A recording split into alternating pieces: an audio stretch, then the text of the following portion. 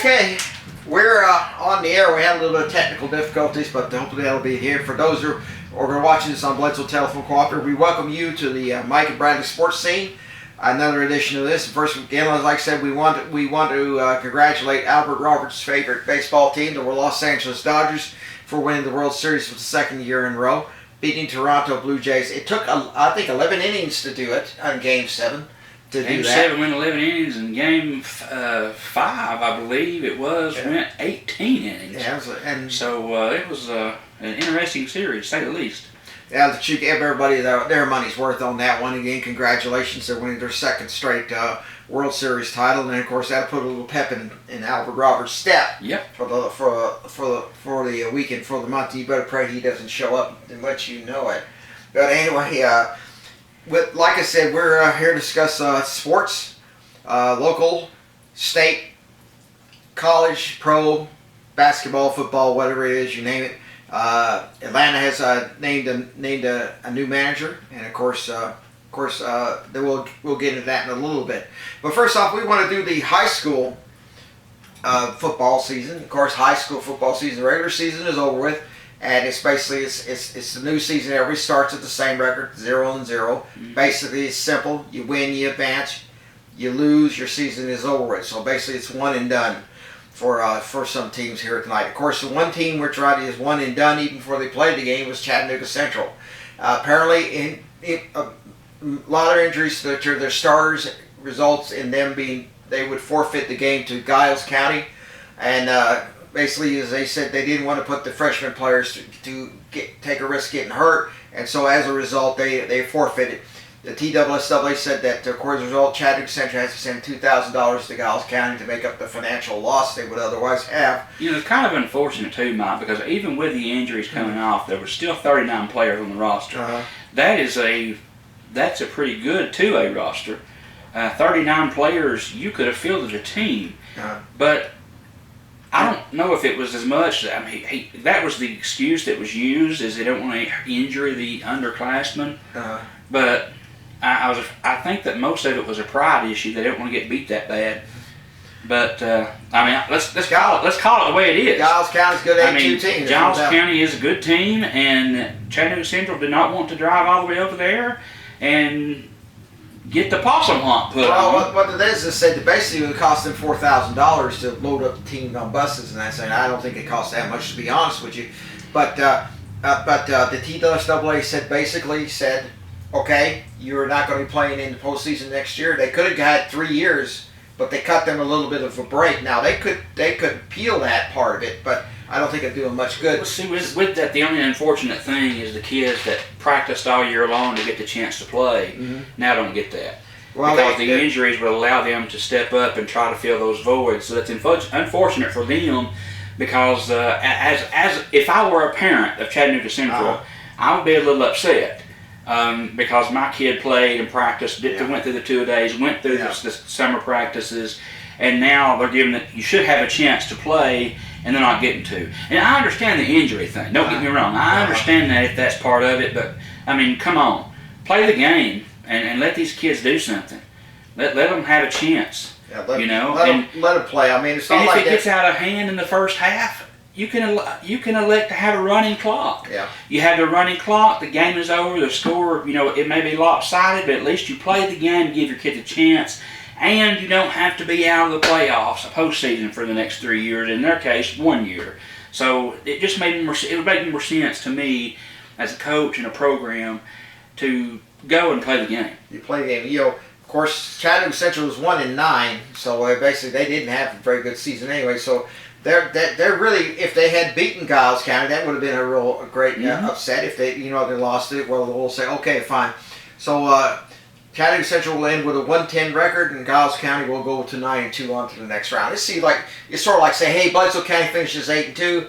We decided we were going to forfeit the first round because we're going to have to play Happy Valley, which is 10-0. And by the way, Happy Valley is one of those teams that's favored to make it all the way to Chattanooga for the state championship game. So they are number 7 in the state, and they are number 1 in Region 1. But the thing about it is, if you take the record and the strength of schedule that they have played, the opponent's record for the 10 games they played is 38 61. So they've not played a heavyweight schedule. The only teams that have a winning schedule or winning season was South Green, that was 7-3, and that they played them for the region title last Friday. Unicoi County, I think, was 6-4, and I can't recall the other one they played. That was Hampton. Yeah. Hampton was 9-1. They give Hampton their only loss, and Hampton went down to 1A. So they've not, the other teams, I mean, way below 500. Yeah. You know, the strength of schedule, the lower the number, as far as the computer rankings and things like that, the lower the number, the easier the schedule. And out of a possible 100, Happy Valley scored a 38.9. And I'm not saying they're not a good team, because they have certainly put points on the board. They've scored 477 points this year. They've allowed only 69. Yeah. But you've played subpar teams, and it's just, I don't know. It's like Grundy County. Tellico has played a tougher schedule for that first game in our bracket, right above us. Yeah. Tellico has played a much tougher schedule. They are 5-5 on the year. Their strength of schedule 47.1. Their opponent records 47-52. Yeah. Much more evenly matched. Yeah. Because I mean, for that matter, Bledsoe's is 50-50. Yeah. I mean, as far as our win-loss record for our opponents, so we were evenly matched. Our strength of schedule was a 50. So I mean, but still, I mean, the toughest team in our bracket, based on the figures, is who we're playing. Yeah. Smith County. Yeah. Smith County, their opponent records of 56-44 with a score of 56 on strength of schedule. So they played the toughest schedule out of the upper quadrant of the playoffs. So, but they're still a 4-6 team, and their offense is not very productive. No. They've scored 186 points on the season. They've allowed 229. Now, what that tells me is they have a pretty decent offense, but the defense doesn't measure up.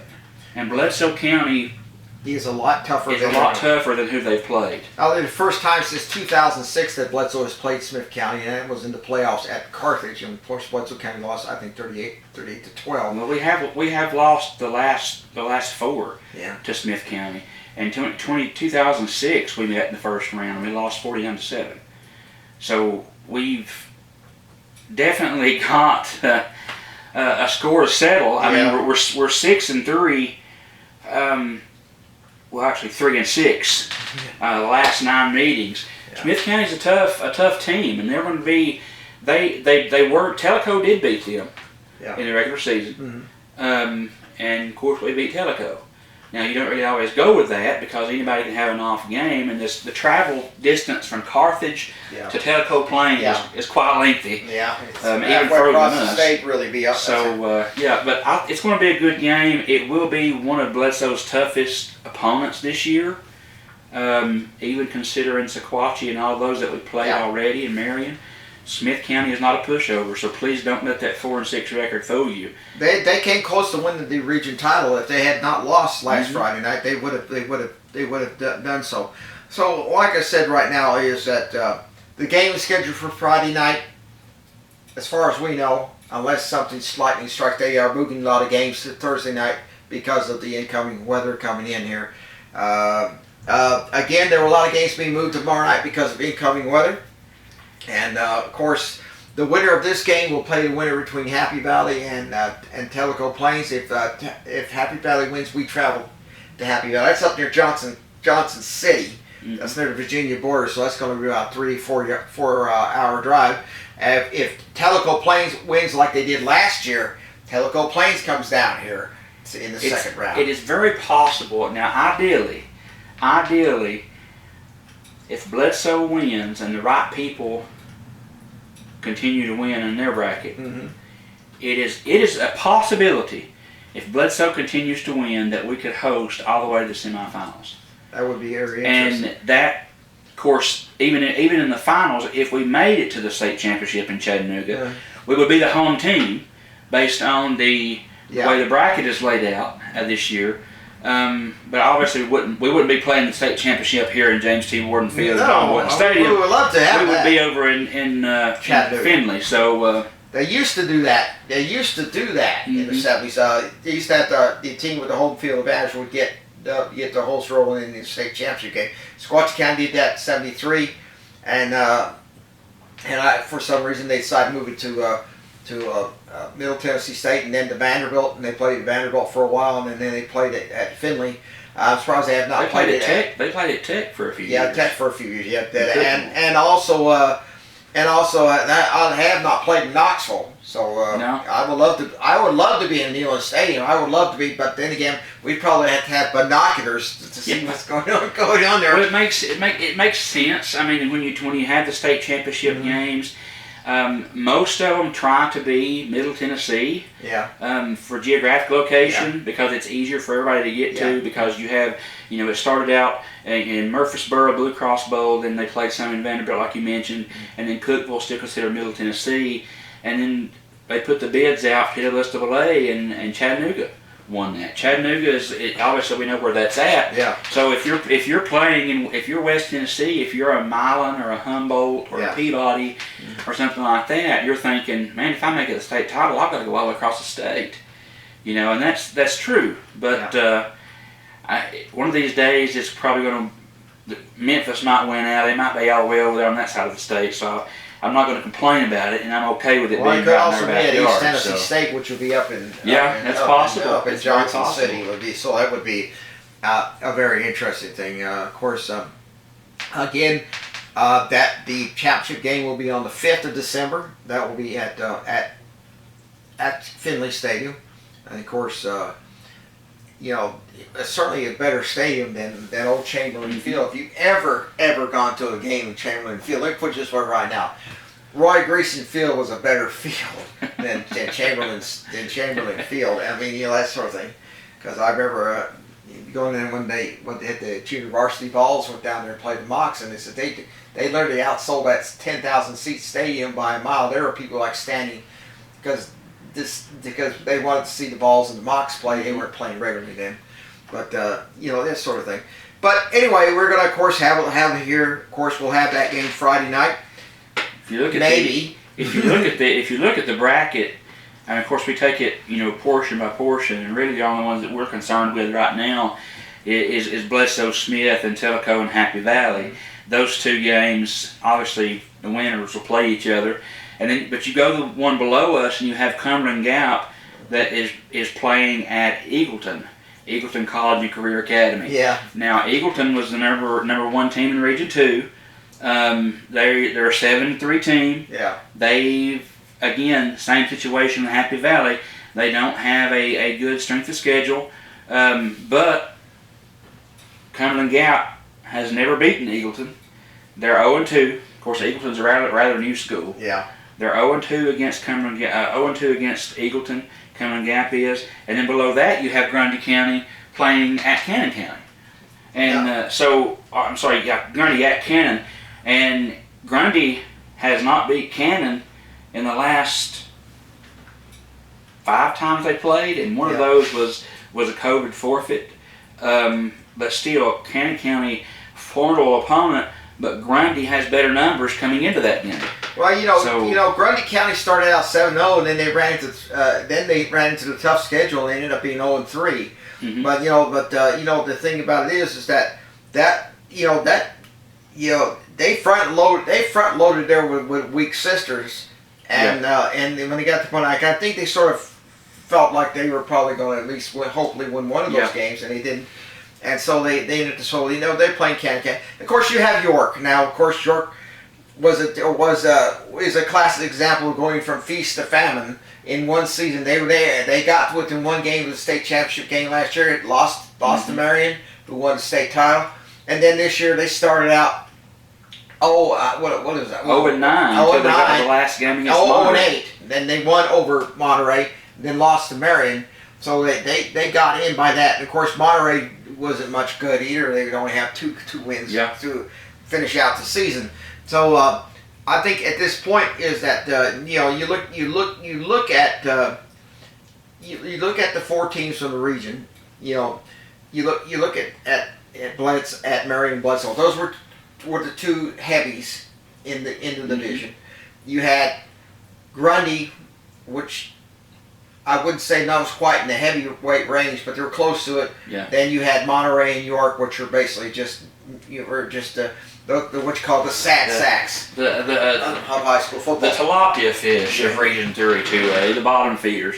Monterey having the better record, but York winning the head-to-head, thus giving them fourth place and getting in the playoffs. The good news for us is, for the upper half of the bracket, to the two best teams, numbers-wise, is Gordonsville and Marion County.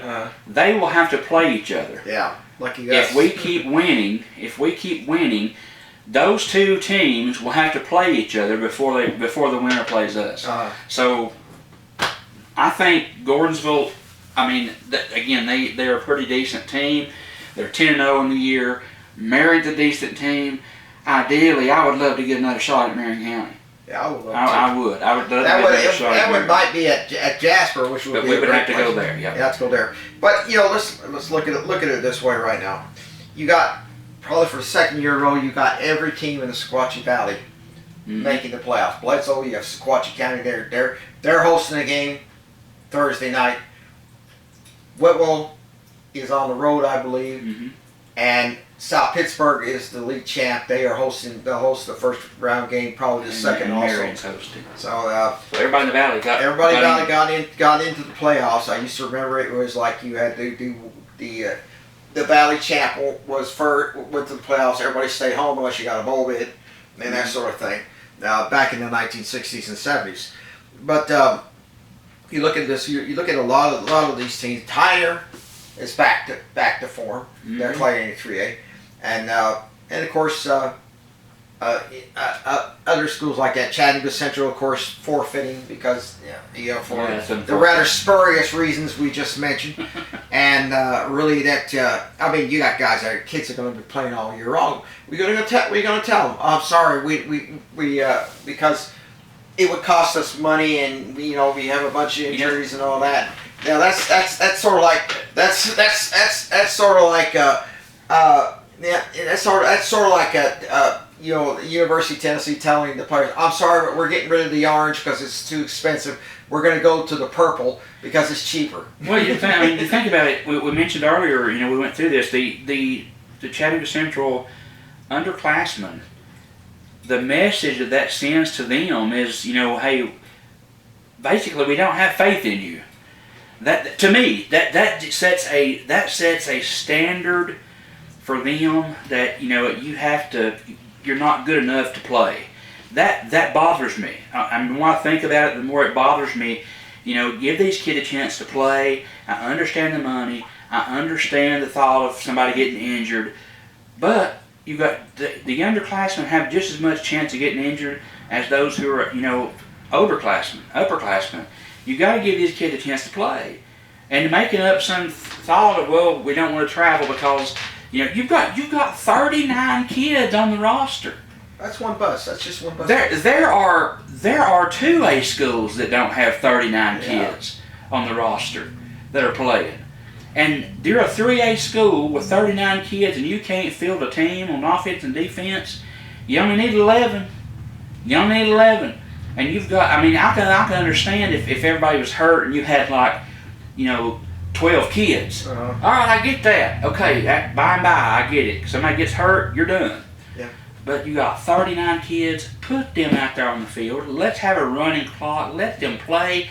I'm thankful that I'm not part of the Chattanooga Central parent organization because I've been in an uproar because that really just sets a standard that you don't want to have as a football team. And you look at some years ago, we played a team out near Huntsville called Fed Christian Academy.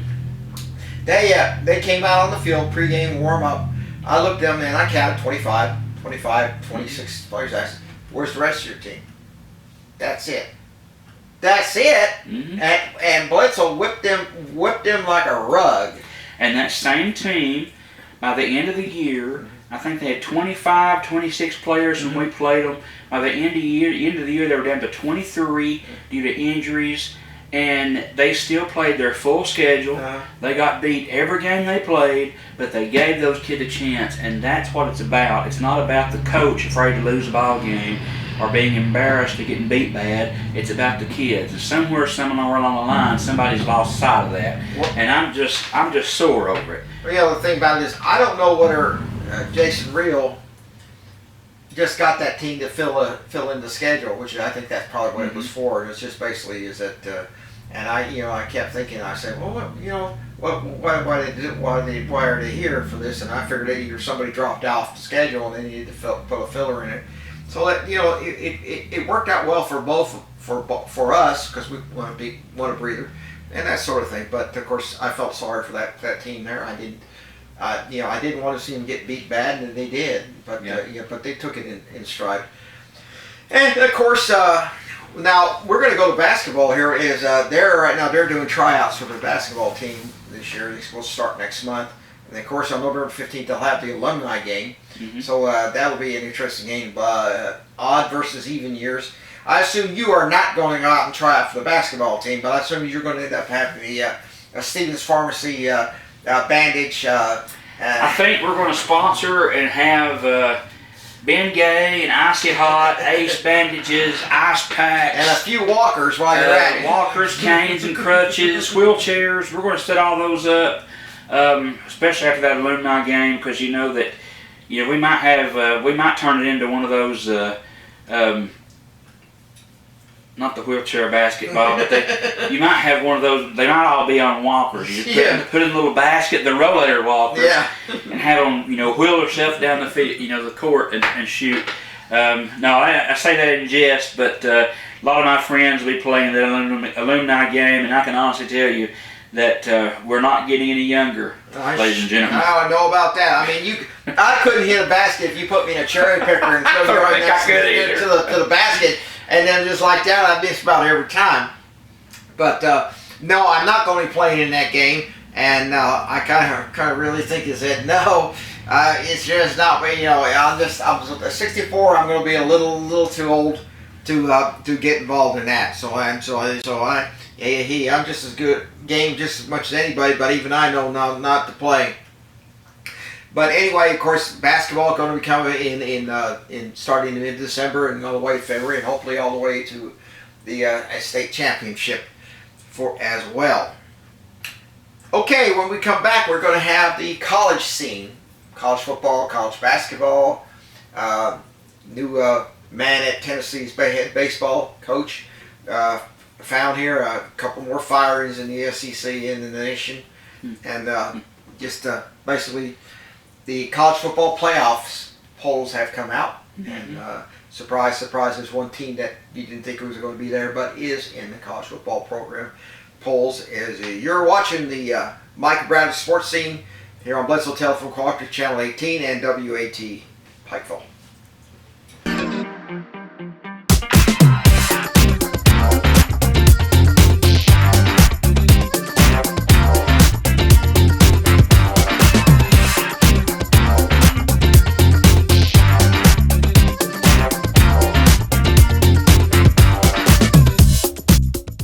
At Jason Lewis Dunlap Supercenter, we're committed to be better. Better prices, better vehicles, a better experience. Your Jason Lewis Dunlap Supercenter understands that you rely on us to provide you with the highest quality of used vehicles. With over 350 pre-owned cars, trucks, and SUVs, so what are you waiting for? Let us show you a better experience with the Jason Lewis Automotive family. Come visit us at Rankin Avenue here in Dunlap or on the web at dunlapsupercenter.com. A good bank has people you can depend on, people who grew up here and can handle today's issues and growing technology. Here at Citizens Tri-County Bank, this is the way we've served the community for almost 50 years. Ready to help you in person, online, and on our app whenever you need it. Choose the bank that cares about you. Citizens Tri-County Bank, the only community bank you'll ever need.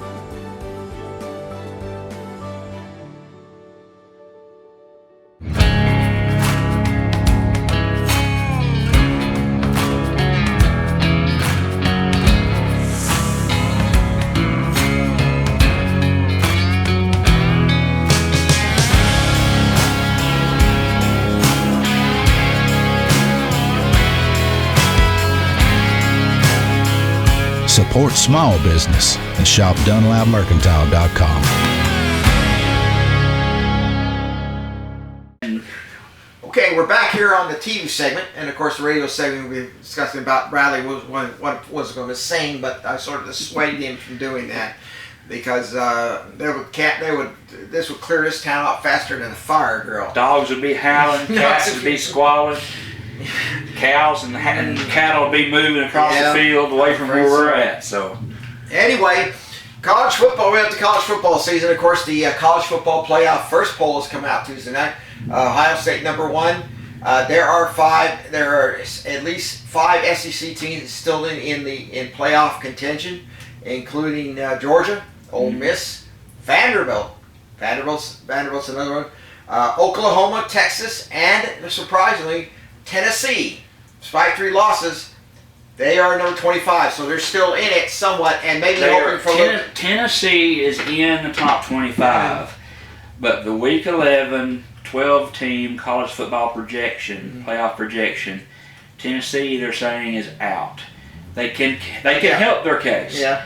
They can help their case because they have 3 games remaining. New Mexico State. That's not going to help them. That's not going to help them. Florida might help them because it's quality win because you're playing in Gainesville. The big one is Vanderbilt. Vanderbilt would be considered a quality win, and if other teams lose in these last three games, Tennessee has a very slim margin, a percentage to getting into the playoffs. They have no margin for error. Losing another game, they are out. But the surprise to me on this first college football for projection, I mean, I knew Bama, I knew Ohio State would be number 1, I knew Indiana would be number 2, I knew A&M would be 3, and Bama would be 4. So there's your right now. There's your first 4 teams that gets a bye. Then you have Notre Dame playing BYU.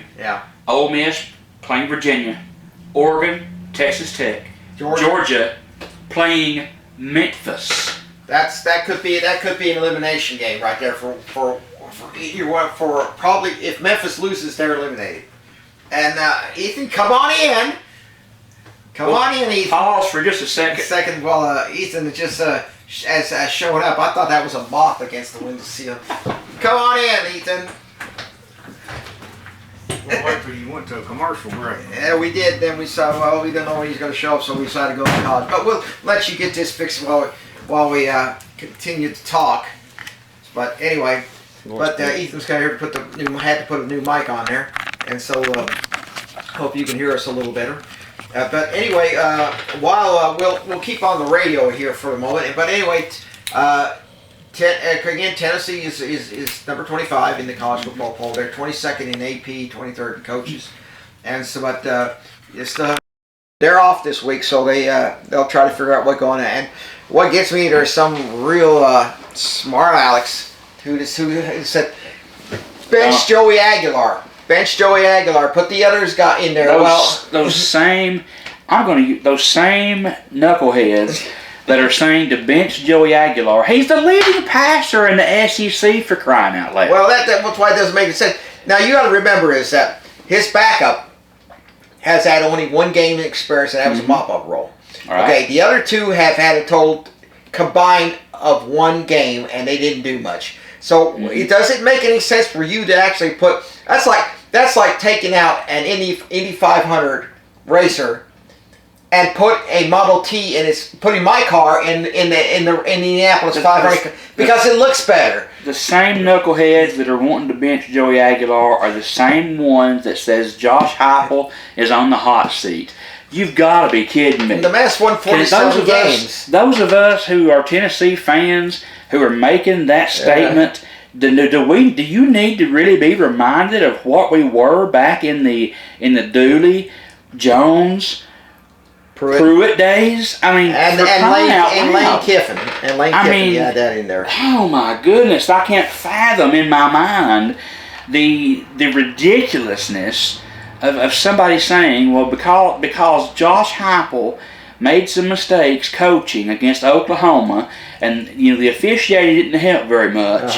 I still say the Oklahoma guy was out of bounds. You said that on Facebook. I saw that. man, I can't even justify talking about Coach Heupel on the hot seat.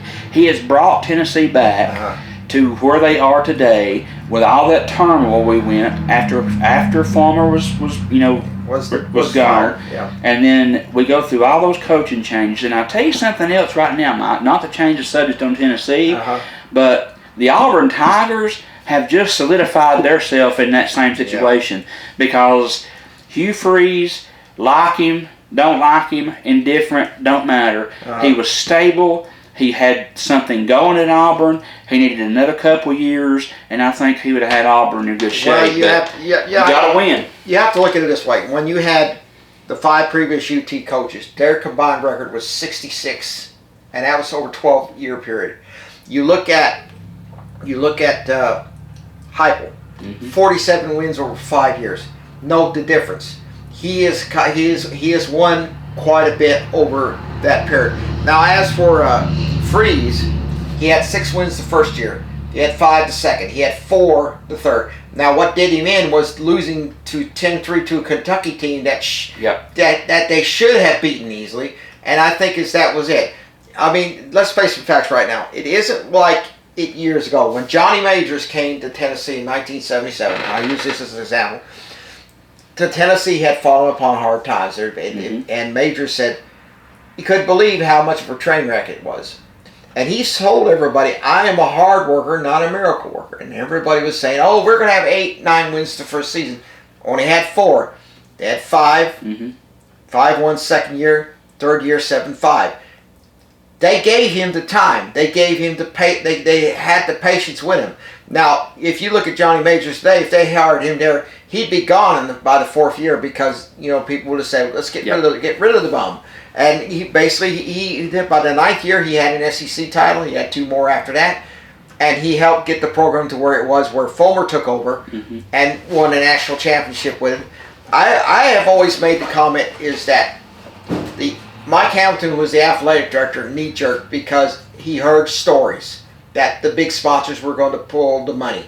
Wasn't going to happen. That they were too much into that. Yep. And I think what it was is that Mike Hamilton felt he wanted to put his own man in place, and so he kicked Fulmer to the curb. So Fulmer basically was their sort of thing. You see, what it is that I saw a video of college football teams that fell far short of expectations, and they had 2 SEC teams in that. The first was Auburn. Every time that someone rates Auburn high, they say the fan base there at Auburn shudders, because what happened was in 1985, Auburn had a tailback named Vincent Bo Jackson, who won the Heisman. They were ranked number 1 in the nation. Everybody was saying they're going to win the national championship. Came close in '83. Then they went to Knoxville. Somebody forgot to tell Tennessee, and Tennessee just drop kicked them into the Tennessee River. They held Jackson to 80 yards. He got hurt. He pulled himself out of the game, and Tennessee won the SEC title. You see, that's what it is. It was the victim of expectations, because every time you rate Auburn high, they go low. You rate Auburn low, they go high. The worst thing that a team can do in many cases is win the national championship. Right. Tennessee won the national championship 97, 98. 98. From the 97 season, but they actually were crowned in 98. So Tennessee wins, and automatically the fan base expects a 10 to 11 game win season from then on out, an SEC championship, and a natty. Anything less, and you're done. Same thing happened with Auburn. Auburn won it in 03? They won in 2010. 10? When Cam Newton was down there. Cam Newton was down there. Well, I mean, but again, they expect the only team that has been consistent as far as being in the top in the SEC that has done that was Georgia, Alabama in recent memory. LSU was there. They fell off. Coach O got himself in some trouble down there. And the year after he wins the Natty, he's let go. Well, you see, but so I mean, we have unrealistic expectations for these coaches just because everyone is so win oriented, and I didn't like Brian Kelly. That was a terrible hire to start with for LSU. I don't care about LSU. I don't like LSU. But that was a horrible hire, and I knew it wasn't going to work when Brian Kelly came from Notre Dame down to Baton Rouge and tried to fake a Cajun accent. Yeah. That ain't going to work. That ain't going to work. Not in Baton Rouge. The Cajun's going to kick you out. I'm surprised he lasted as long as he did. But the thing about it is you have unrealistic expectations, and these guys are so smart, their agents are so smart, that's why they're making millions in their buyout. When the fan base gets in an uproar and say, well, we're going to get rid of you. Okay, I'll sit at home. I'll sit at home and make, $11 million a year for the next 6 years. I don't care. Look at Jimbo Fisher. They brought him up because he had that massive buyout with Texas A&M 2 years ago, and everybody's saying, well, he's in the hunt for a coaching job now because there's so many vacancies. No. Jimbo Fisher's not going to go and coach a football team and go through all of that, making 15, 16 million a year to sit at home and do nothing. Well, you have to look at it this way. Coaches' salaries are so high these days. Okay, you look at Georgia. You look at Georgia's head coach right now. Yeah. You know he makes a year $13 million. I saw a video on that today. Mm-hmm. $13 million. You look at Josh Heupel. $9 million. Mm-hmm. He's among the tops in the SEC. He's making the money. And I'll tell you right now, whether you might not agree with it, but I'm telling you right now, I predict that Lane Kiffin will go to Florida, and he'll be the highest paid coach ever because Florida has the money. I'm sure we'll get to the coaching vacancies as we go through this, but I think Kiffin is the favorite for Florida. The fans want him. Kiffin mentioned, LSU and Florida were two very appealing jobs before he took the job at Ole Miss. He's got it made in Oxford. Well, he's got it made. No, that's not necessarily so. You look at Dan Mullen. He was at Mississippi State. He got Mississippi State to play in the Orange Bowl one year. They were ranked number one for several weeks during one season. And then Florida offers him all this money. Now Mississippi State, he said, well, if I can do something at Mississippi State, let's see if I can do something at Florida. And he just went down fast. He went down faster than Titanic after hitting my spot. I'm not a Kiffin fan by any stretch of the imagination. And I actually, as the years have progressed on, I defended the fact that he got his dream job when he left Tennessee and went to USC. Mm-hmm. I still do not justify how he did it. He should have done it out in the open. Look, fan base, I love you. He waited until the athletic director. I love Knoxville. I love the University of Tennessee, but USC is my dream job. If he'd have made that announcement instead of sneaking off in the middle of the night, it would have been a little different. But Dan Mullen, going from Mississippi State to Florida, Dan Mullen is not Lane Kiffin. Lane Kiffin can recruit. Lane Kiffin is offensive-minded, and he can do great things at Florida because Florida is a pipeline state for every major college university in this country, and he will bring in the recruits. And I hope he don't go because if he does, Florida's going to be good. But the thing about it is that Lane Kiffin. Now I was watching TV the night that they brought this on here, and it's like and what it was is that. He waited until Mike Hamilton was out of town. Mm-hmm. Okay, he called up Mike Hamilton. I'm resigning. I'm going to Southern Cal. And Mike Hamilton said, "No, you can't do that. You got a contract. You got to go by this." And no, I'm going to do this. And what it was is that Lane Kiffin did not even meet with the players. The players, of course, were naturally elsewhere, and he did not even bother to meet with the players.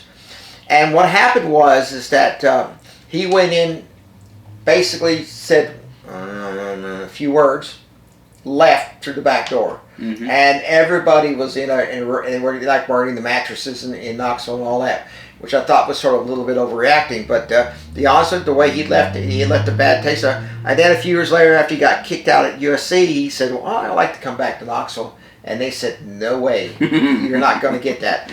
But let's put it right now. Now you see all these salary coaches. They had this video, and they would run all the coaches' salaries. Half those guys on that list are no longer employed by the university, like James Franklin, Hugh Freeze, Napier. These were like $7, $8, and $9 million coaches, and the buyouts are just absolutely. Johnny Majors, when he was at Pittsburgh and Tennessee wanted him back, Johnny Majors said that he was paid $30,000 a year at Tennessee. But then he could do endorsements, which added on to it. He couldn't do that at Tennessee. He actually took a pay cut to come back to Tennessee. They actually handed him an envelope with the offer. And Majors comes out, and one of his assistant coaches, and he said, well, we're going to Tennessee. And the guy asked, well, what's that? I said, that's the offer that Pitt gave to me. He said, I didn't open it, and I don't want to open it. And he says, the assistant coach has the envelope in his home. He said one day he'll open it up and find out how much they offered him. It's $30,000. Yeah. When Philip Fulmer, this was a funny thing. Robert Nealon, Mm-hmm. when he was head coach, he was also in the Army, and the Army told me, well, you got to go to Panama for 3 years. And this was 1934. He said, okay. Because he's an Army officer, he was on detached service, and he didn't like Panama, and UT wanted him back because they weren't doing very good. So they offered him $12,000 a year, and that was a princely sum of money. That's about $250,000 a year now. Yeah, I was supposed to say $12,000 a year. Yeah, that was 1935. That was a lot of money. Yes, because he said most coaches didn't get paid more than $2,000 or $3,000 a year. Yeah. And he said, come back for 5 years because we need you back. And Nealon said, okay, so I retires from the Army, comes back, gets Tennessee on his best season ever, and then goes back in the Army when World War II comes back, and then he comes back. But like I said, they said Bear Bryant never made more than the president of the university. He didn't want to feel like he was making money. They said the only reason that he took more at the very end because it counted toward his retirement. Sure. So he was making at most $100,000 a year as head coach and athletic director, and plus he had investments which got him secure, but he never did it for the money. That's how it is. There was no $1 million coaches until Phil Fulmer won the national title. And then they gave him $1 million a year. Basically because he earned it. But the thing about it is that you got all these coaches being fired. Most of the time, it used to be 20, 30 years ago, they wait till the season's over and then they can you. Yeah. And then now it's like you lose the first couple of games, that's it, you're gone. Go find somewhere else. Go find someone else to bother us. Well, there are some teams right now with coaches in the hot seat that may very well wait to the end of the season. Florida State's one of them. Florida State has already said they are committed to Mike Norvell for the next few games through this season. But Florida State, there's always a but in that. Florida State is, they may have a coaching vacancy. Wisconsin might have a coaching vacancy. South Carolina, Beamer's on the hot seat. Yeah. Belichick at North Carolina. Cal, Michigan State, Stoops at Kentucky. Those are all hot seat schools the rumor I'm getting that about are going Stoops at to wait. Kentucky. They're going to wait until the end of the season, and there'll probably be a vacancy. The word I'm getting on Stoops is that he's going to retire after this year. He's not going to get fired. Mitch Barnhart said we're behind Stoops, and Mitch Barnhart's one of those athletic directors that doesn't just knee jerk. He really means it, and I think Mitch Barnhart really means that he's going to stand behind Stoops. Stoops wanted to retire last year after he got blown out by Tennessee, and Barnhart said, "No, we need you to stay at least one more year to get his," because that sort of thing. He would have gone to Texas A&M, but the Texas A&M. By the way, there's one coach who's in the high range of salary. He almost became Tennessee's head coach a few years back. You might remember him. His name's Greg Schiano. At Rutgers, and they had it all set. They were going to sign him on a dotted line, but of course some nosy fans who decided they didn't want him because he was with Penn State when the Sandusky thing came out, and they thought, well, he's guilty just like Sandusky, and they sort of thing. And I thought that was a bad deal that they should. So they hired Jeremy Pruitt instead. Schiano wasn't happy about it, but there's not much he could do about it. He went back to Rutgers, and of course he's made Rutgers a pretty good football power. So anyway, so what do you got here on the college football thing this while we're at it? Well, the vacancies right now, obviously one of the top programs in the country as far as the vacancies is LSU.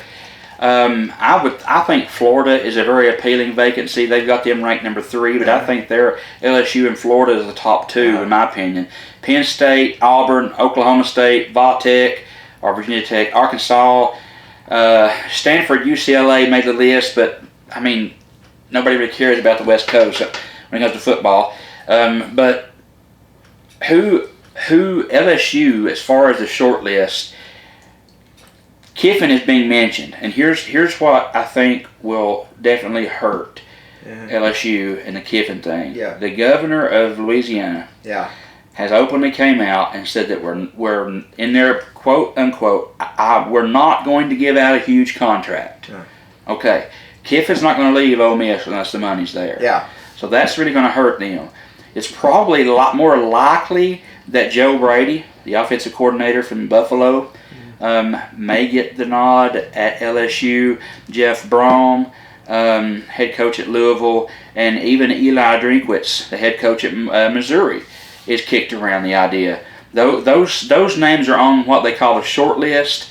I don't see Kiffin. If Kiffin goes to LSU or Florida, one of the two, I see Kiffin going to Florida before LSU. That's what about Nick Saban? I mean, the LSU people want Nick Saban back because he won the national title for them. Nick Saban is not going to come out of retirement. No, he's not going to do it. Of course, he's not going to do that. And I do know that as far as the Florida situation, Kiffin obviously is on top. Jeff Brom is in that list. Lincoln Riley, the head coach at USC, is in that list. Brent Key, the head coach at Georgia Tech.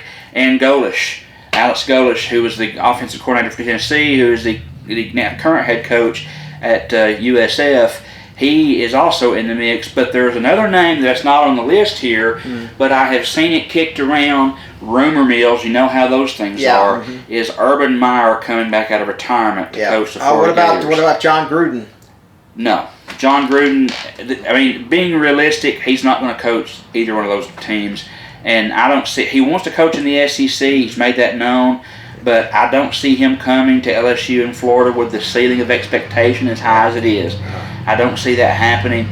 Penn State could make a pitch for Mike Elko, Mississippi State's head coach. Matt Campbell, Ohio State. Drinkwitz, Missouri. Clark Lee, Vanderbilt's head coach. I've heard Steve Sarkisian may decide he had enough of Austin and may decide he may want to go someplace. So it's possible that Sark might go to one of these teams, but they've also rumored him about going to coach the Tennessee Titans. He came out of the pros. Yeah. He's coaching the pros. He might make that move. I think that will be something that if the Titans will wait till the end of the season, that might be a reality. And if Florida is smart, they made the comment just a week after firing Napier, they wanted to have a coach hired before the end of the season. If they're smart, they'll wait until Ole Miss is done. Because I really do believe that Kiffin is probably going to be their guy. And maybe I'm just reading too much into this, but I see Kiffin going there, and I see him getting an astronomical amount of money. And I see Florida becoming a powerhouse because of the pipeline state that Florida is. He will pull in the recruits. And Auburn, James Franklin has been mentioned there. Ken Dillingham, Summerall, the head coach at Tulane, and Golesh is also on that short list. So I don't know, man. There's three. Well, counting Arkansas, there's 4 major head coaching vacancies in the SEC. I see Petrino staying at Arkansas. Hiring him, and again, that's unfortunately, I just think that's the way it's going to be. But you also have to think about the coaches. When you think about the vacancies, think about the coaches that are available right now. Yeah. You've got Cignetti, who's the head coach at Indiana, who has done great things there. He's probably going to get a pitch for a high contract somewhere. Will he leave Indy for another team? That remains to be seen. Brian Kelly's out there with his fire from LSU. Hugh Freeze, fired from Auburn. He's available. Napier from Florida's available. Pittman from Arkansas is available. Gundy's available. And you have 2 other guys that are on the watch list, so to speak. Jeff Traylor, head coach at University of Texas San Antonio. He's took the Roadrunners. Yeah. Done very well with him for the last couple of years. And a very well-respected head coach at Kansas, Lance Leipold. He is also on a runner mill. I would see him maybe more so landing at Oklahoma State or even Stanford, something like that. I don't see him coming to the SEC. You can't. But still, you cannot really rule out smaller school coaches. You look at Tennessee Tech. Look at Tennessee Tech's head coach. 9-0, they're number 5 in the nation in Division 1 in FCS, what they call it now. It used to be Division 1 AA. That's their best record. Only twice have they gone 10-0, and their highest ranking number 5. They'll look at him and say, hey, maybe this guy will do. That sort of thing. I mean, you look at Middle Tennessee State. They hired the former Vanderbilt head coach down there, and I don't. They're not doing very well, but that's Middle Tennessee State. Yeah. You do have to look at the smaller schools. I mean, every head coach that basically is the great coaches we have right now, in the Power 4 conferences started out at a small school. Yeah.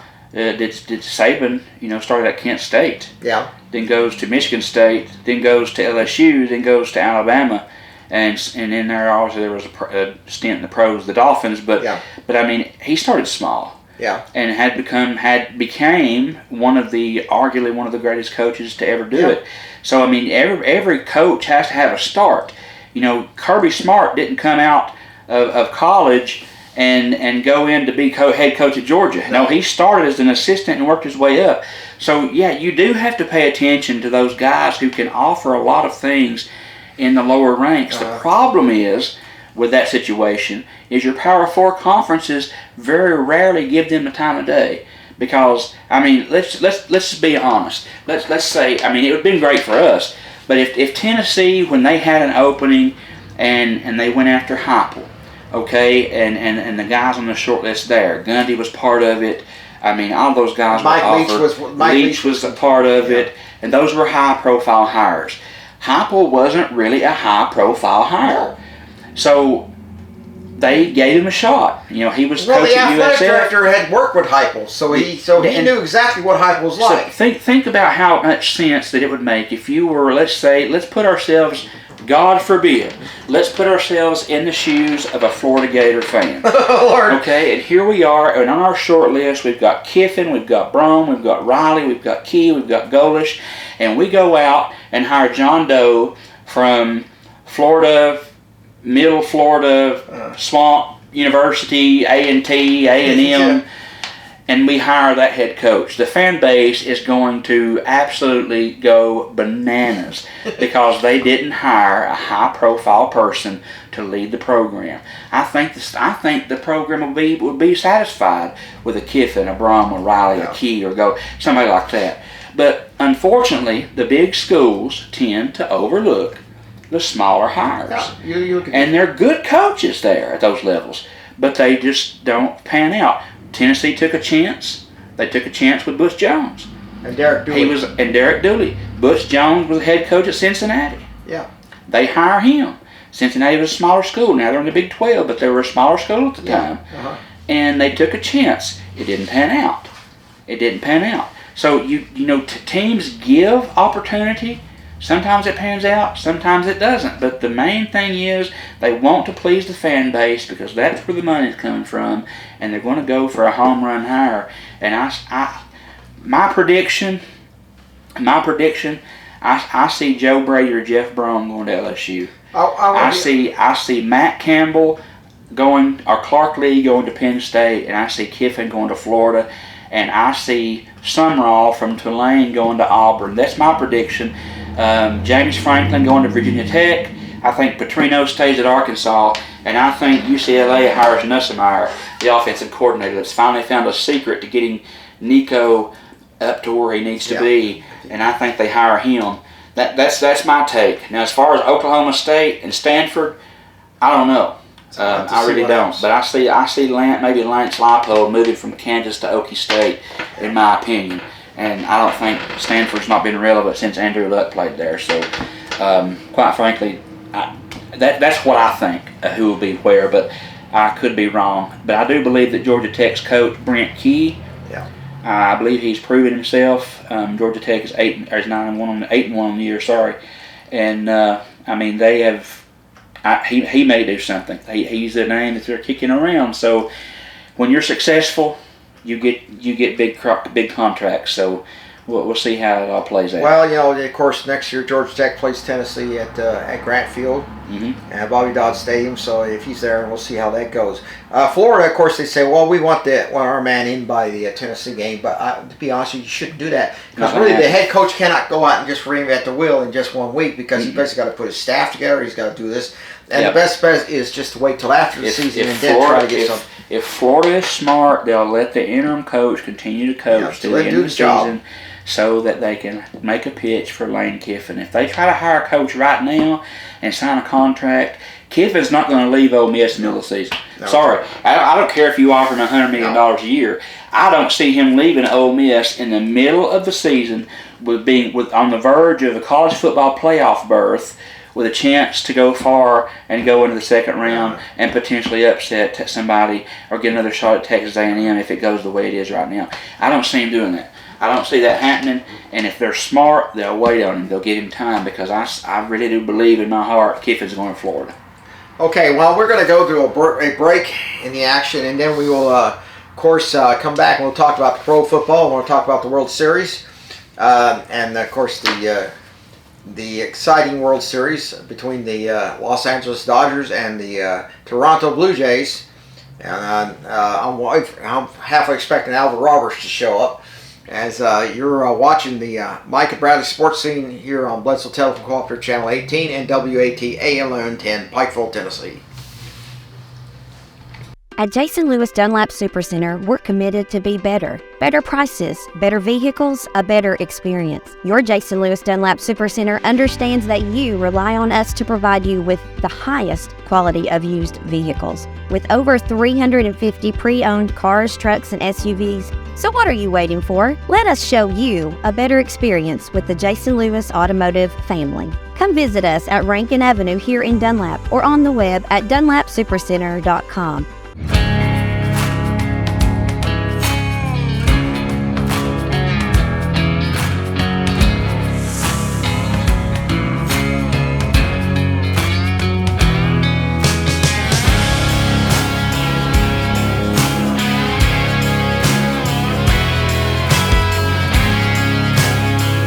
Support small business and shop DunlapMercantile.com.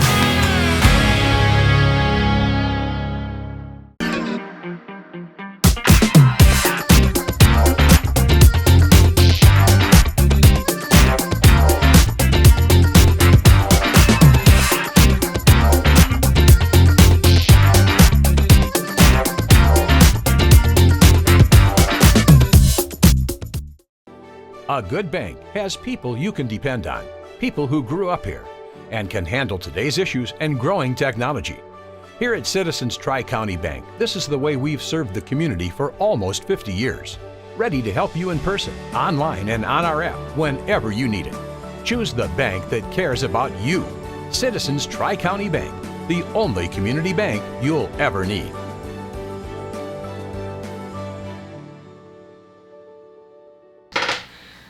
Okay, we're back.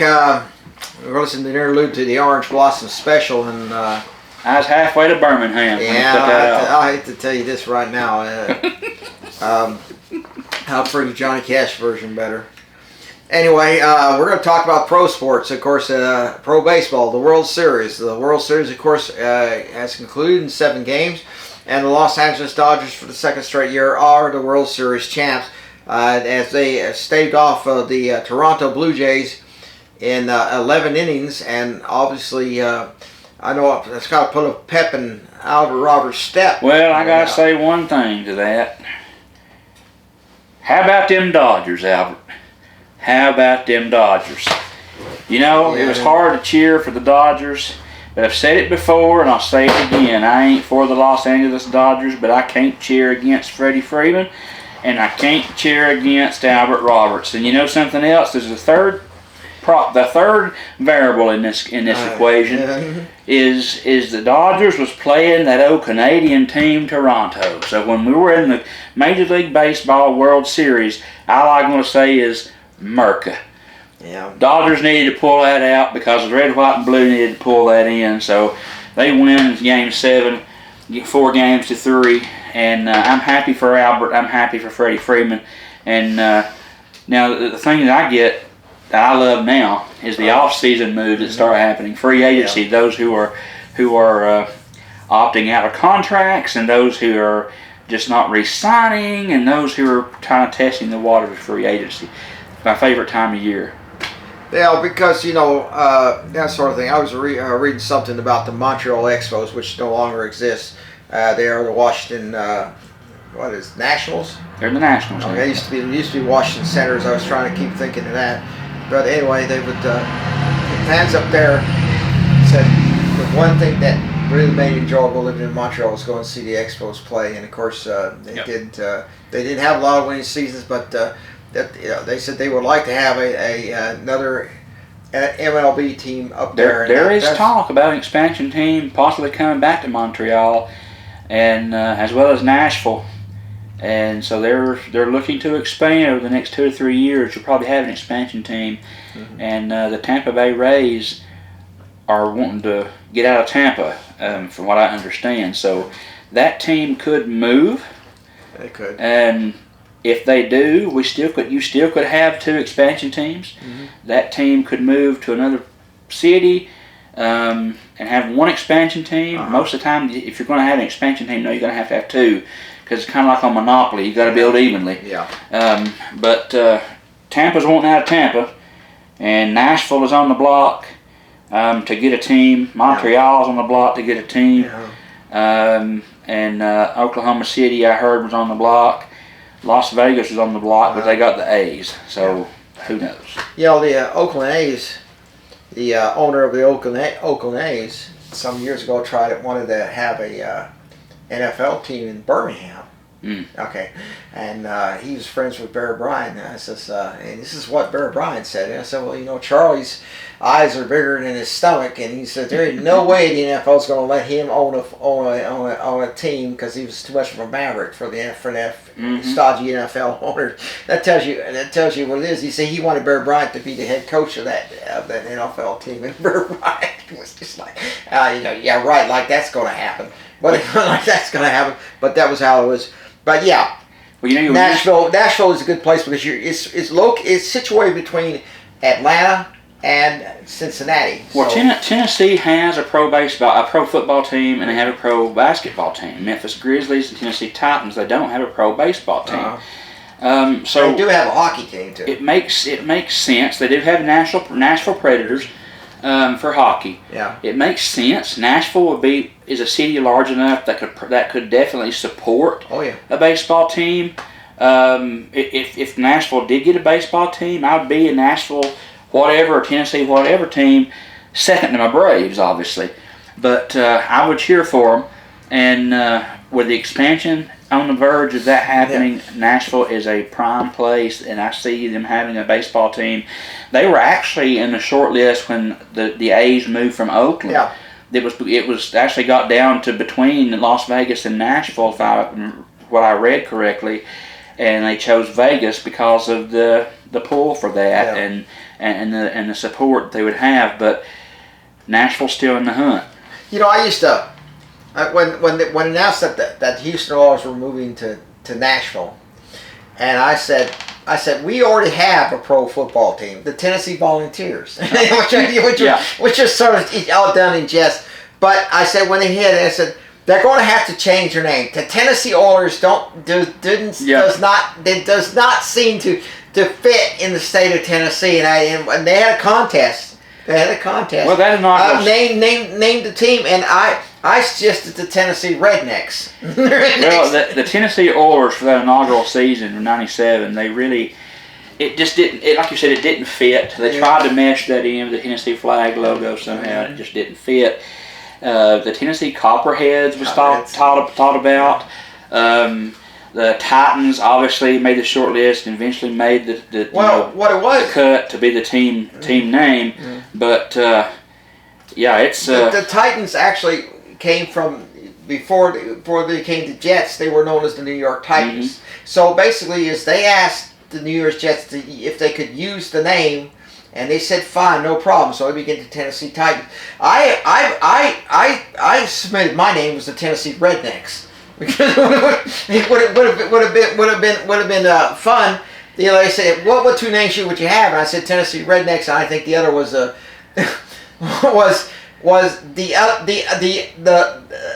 Tennessee Commodores. Oh my goodness. They played at Memphis the first year, but they couldn't get enough crowds, so they moved it to Vanderbilt Stadium. Of course, that artificial turf.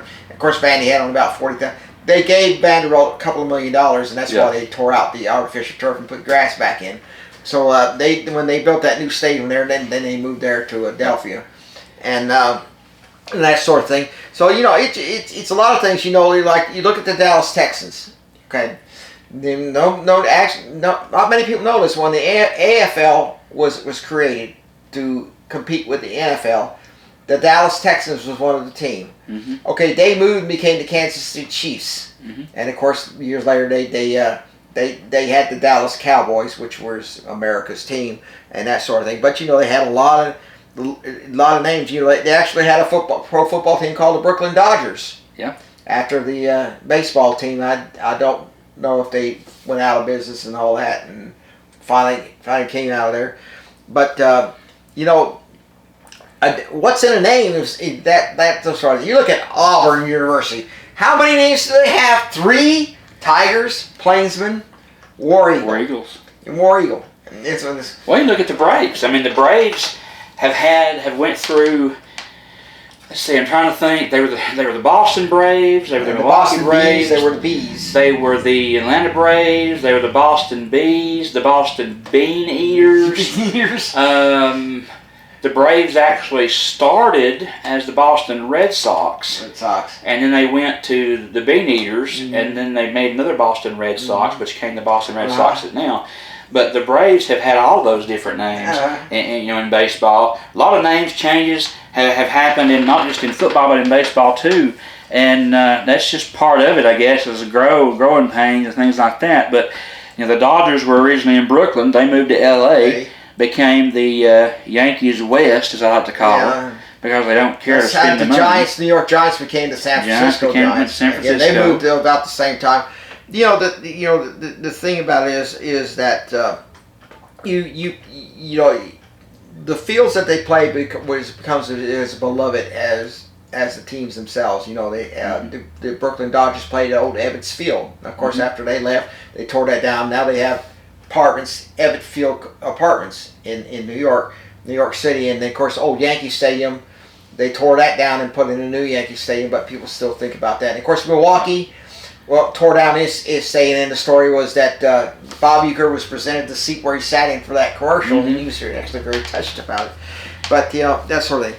Now we want to talk about. Speaking of historical parks, those who are familiar with our area, Engel Stadium baseball lore. I was about to mention that. Engel Stadium is being demolished. It's just not able. It wasn't kept up, and the renovation is going to cost more than just tearing it down and building a new one. So they're going to tear that down and make an athletic facility for the University of Tennessee Mocs. And it's kind of sad because that's rich baseball history right there. I watched the Lookouts play there. I watched Michael Jordan play there when he played for the Birmingham Barons. My sisters went and saw the Osmonds in the 1970s. A lot of baseball legends played there. Yeah, they filmed some movies there.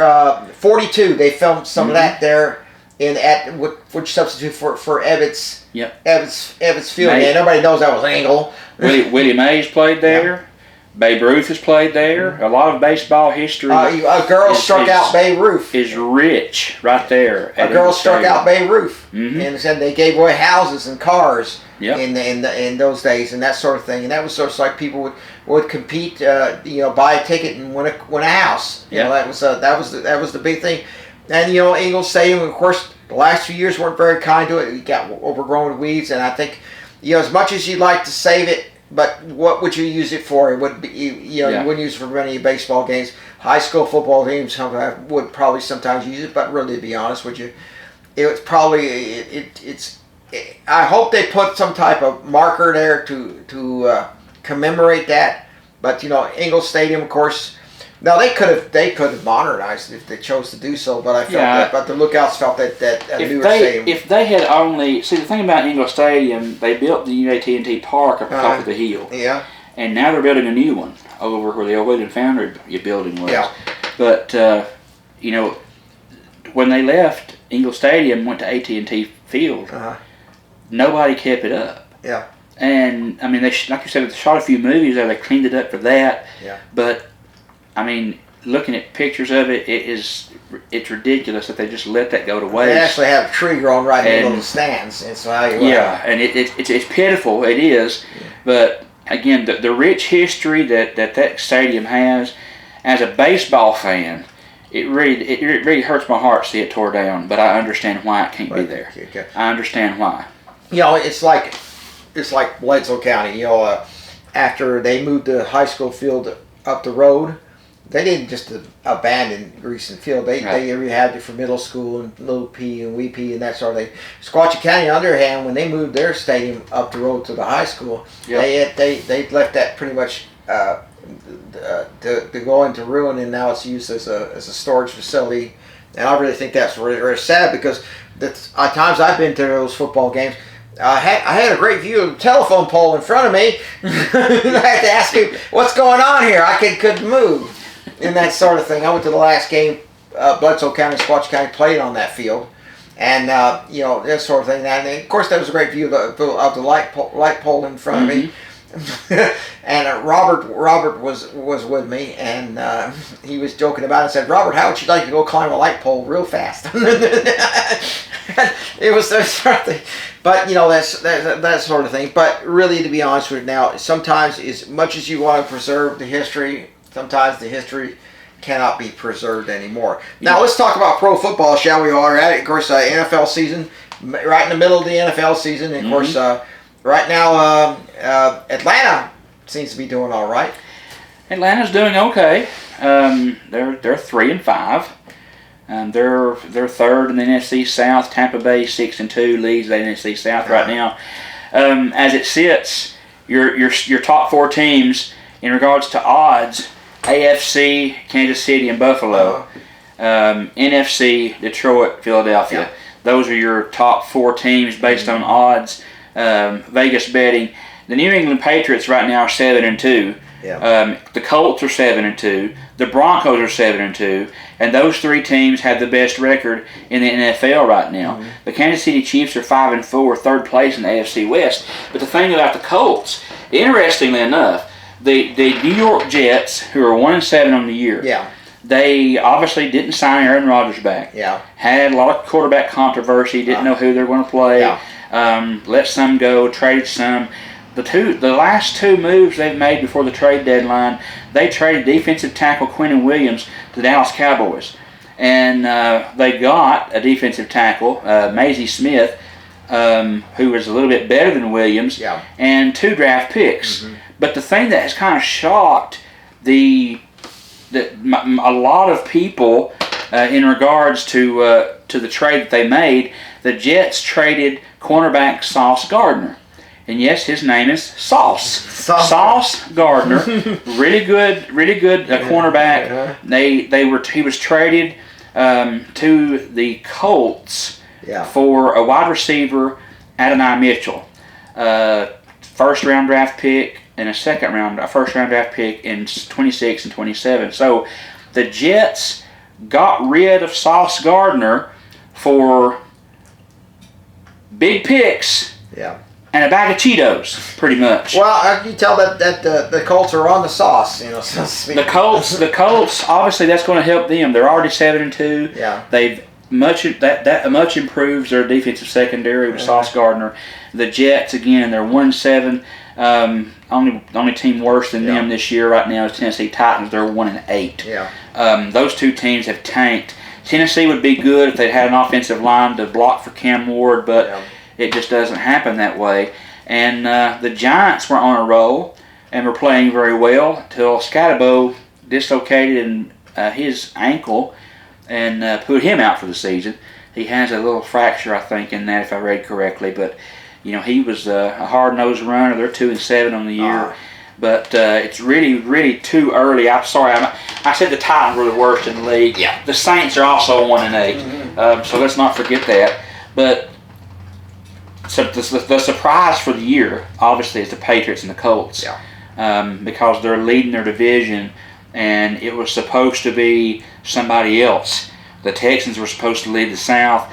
The Ravens were supposed to lead the North. The Bills were supposed to lead the East, and the West was supposed to be led by the Chiefs. Well, it's a little mixed up right now. Yeah. Bo Nix and Broncos are doing very well, 7-2 in the year. So it is a complete toss-up right now. Betting odds are really, really kind of up in the air right now. But it's going to be interesting to see how it plays out the rest of the season, because I don't know that New England can hold on. Buffalo usually gets the upper hand. And the sad thing is Buffalo's beat Kansas City in the regular season the last 2 years and then lost to them in the playoffs. So you never know. Kansas City gets hot at the end of the year and they end up going to the Super Bowl every year. So, well, it's how you look at it. There's still half a season left to play, and so basically, hopefully they'll be able to do. Hopefully, some of these teams will get a little better in the interim.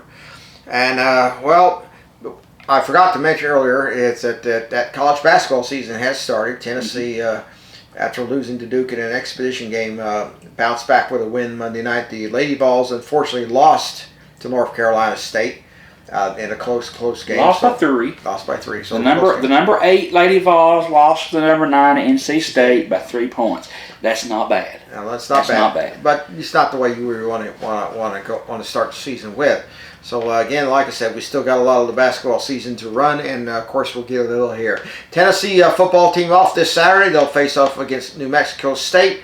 They'll wear the Smoky Grays to honor the veterans there, and then of course at Gainesville for Florida, and then Vanderbilt at Knoxville, as the Tennessee I think will honor the 1985 Sugar Bowl team, SEC Championship Sugar Bowls team.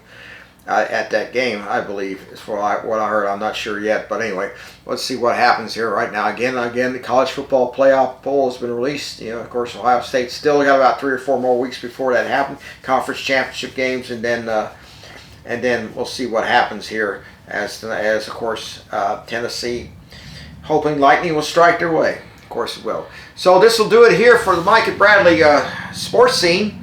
And Friday night, of course, is Bledsoe County, first round of the playoff. Friday night, as far as we know, could change in the next 12, 15 hours. We just don't know yet because of the weather supposedly coming in. Hopefully, it will not be too bad if we do play on a Friday night. Hope not. For the game. That'll be at 7 p.m. The tickets are $8 pre-game, $10 at the gate. You can buy them on the app, the GoFan app, I believe. You can also go to the link on TWSAA playoff bracket.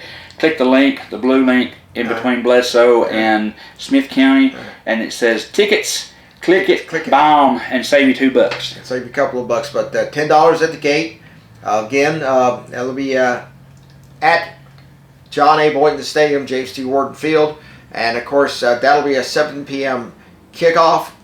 We'll have the pregame at 6:30 on WAT and on the internet, and we'll have the game itself at 7 o'clock. If Bledsoe wins, they'll place either winner of the Happy Valley Tellico Plains game. We hope it's Tellico Plains because we get Tellico Plains at home for the 2nd straight year.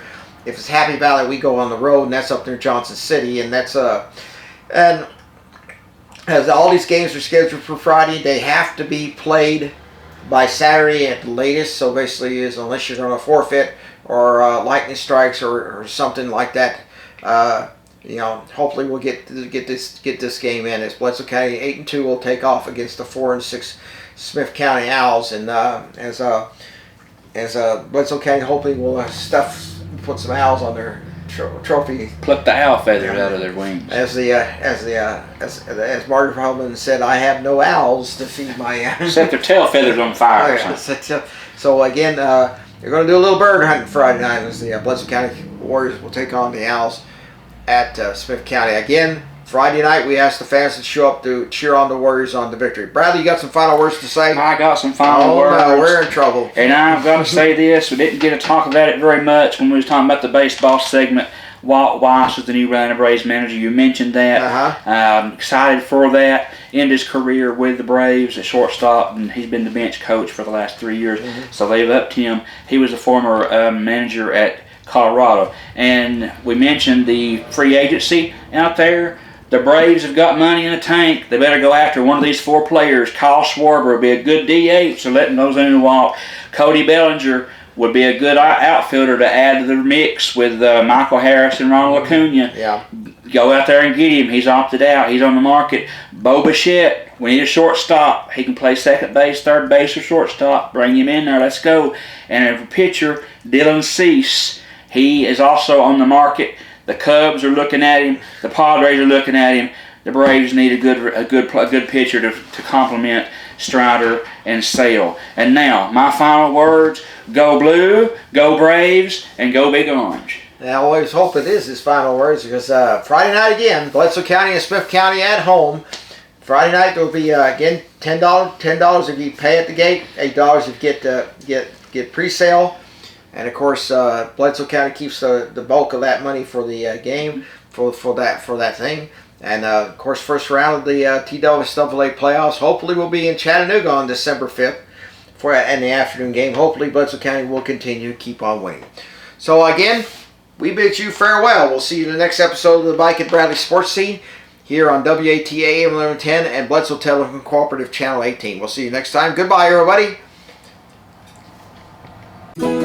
Brought to you by Bledsoe Telephone Cooperative in the Sequatchie Valley.